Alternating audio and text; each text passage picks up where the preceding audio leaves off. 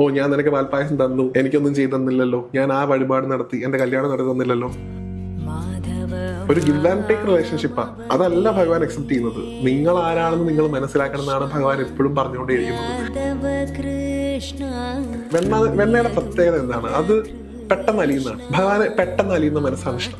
വെണ്ണ നിങ്ങൾ കൊടുക്കുന്നത് നിങ്ങളുടെ മനസ്സിന്റെ പ്രതീകമാണ്. മനസ്സെടുത്ത് കൊടുക്കാൻ പറ്റില്ലല്ലോ. ഭഗവാൻ വെണ്ണ മോഷ്ടിക്കും എന്ന് പറയുന്നതിന്റെ അർത്ഥം എന്താ? നിങ്ങളുടെ അലിയുന്ന മനസ്സ്, ആർദ്രതയുള്ള മനസ്സാണ് ഭഗവാൻ നോക്കുന്നതാണ്. ഭഗവാനെ വിളിക്കുന്നത് നിങ്ങൾ ഈ വെണ്ണ നവനീത ചോരാന്ന് വിളിക്കുന്നതിന്റെ കൂടെ വിളിക്കുന്നതാണ് ചിത്ത ചോര എന്ന് വിളിക്കുന്നത്. മനസ്സാണ് ഭഗവാൻ മോഷ്ടിക്കുന്നത്.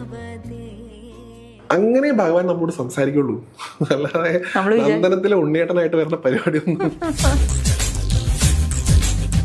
വരുമായിരിക്കും, എനിക്കറിയില്ല.